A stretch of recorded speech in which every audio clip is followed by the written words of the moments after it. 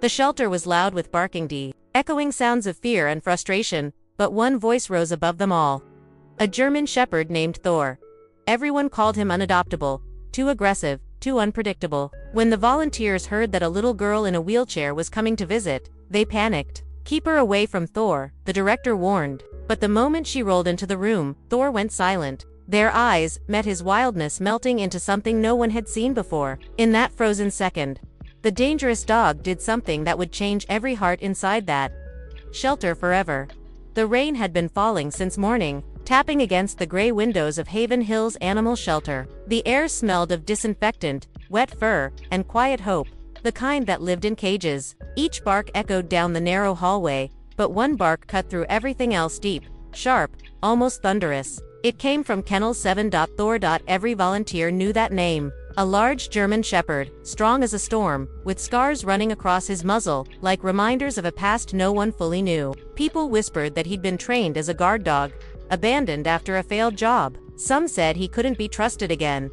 "Keep distance from Kennel 7, the sign read in bright red letters. And usually, everyone did. That day, however, something different was about to happen.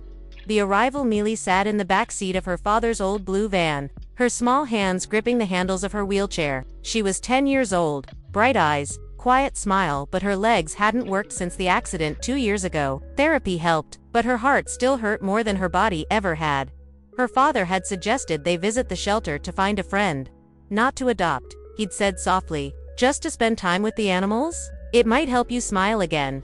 Emily had nodded, unsure if anything could. As the rain cleared, they rolled her chair up the ramp into the shelter. The fluorescent lights buzzed overhead, and rows of kennels stretched out on both sides. Tails wagged, paws scratched the metal gates. Hopeful eyes followed her as she passed, until she reached Thor's cage. He didn't bark, not this time. He just stared. A low growl rumbled in his chest, not angry, not warning, something different. Curious, the volunteer, Jenna, froze. Maybe we skip this one," she said, glancing nervously at Thor's sign. "He's not great with strangers."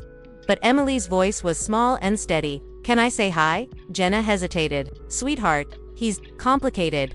Emily looked back at Thor, her eyes wide and honest. "I think he's just sad." Something about her tone made Jenna pause. Against her better judgment, she unlocked the first gate, not the kennel, just the safety barrier. Thor didn't move. His ears twitched. His tail gave the faintest, hesitant wag. The connection high. "Thor," Emily whispered. The dog tilted his head, curious. She rolled her chair closer, slowly, gently, the whir of her wheels humming softly in the quiet hall. Thor's gaze never left her. The volunteers watched, ready to jump if he lunged, but he did in single quotes t. Instead, he lowered himself to the ground, resting his massive head on his paws. The entire shelter seemed to hold its breath. Emily smiled. "You're not scary," she said. "You're beautiful." Her hand reached through the bars, small fingers trembling, and for the first time in months, she felt brave. Thor sniffed, then pressed his nose against her palm. His eyes softened. And just like that, the tension shattered.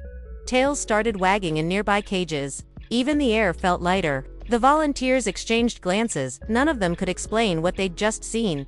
The fear returns over the next week. Emily came back every afternoon. Thor would wait at the gate when he heard her voice. She'd read stories aloud, or hum softly while brushing his fur through the bars. It became a ritual, healing for both of them.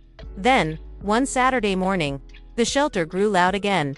A thunderstorm hit early, rattling the windows. Power flickered. Several dogs barked in panic, and the staff scrambled to calm them.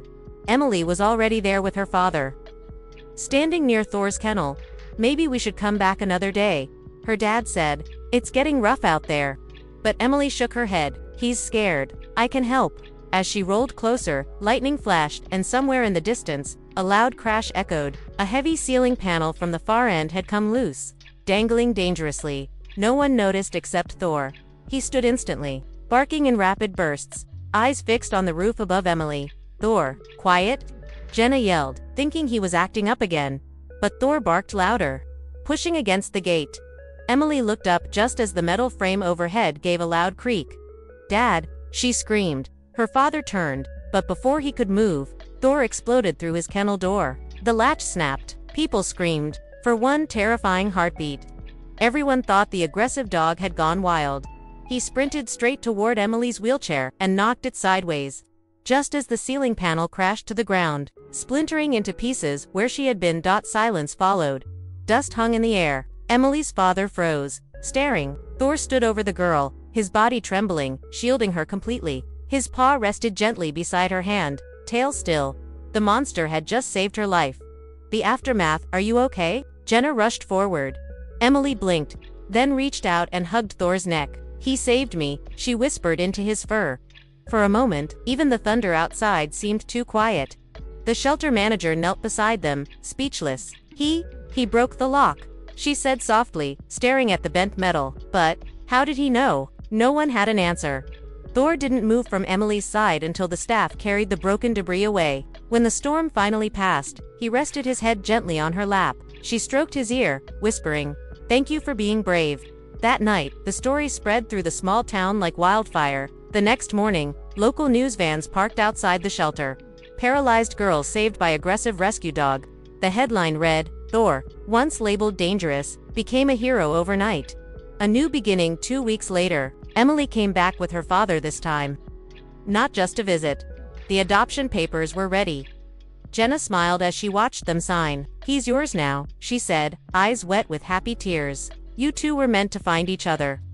Thor wagged his tail, as if he understood every word. When Emily rolled toward him, he pressed his nose against her shoulder and stayed there, calm and proud. Her father knelt beside them. "Guess we're a pack now," he said.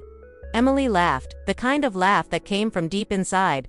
The kind she hadn't felt since before the accident. "Yeah," she said softly, "we both got a second chance."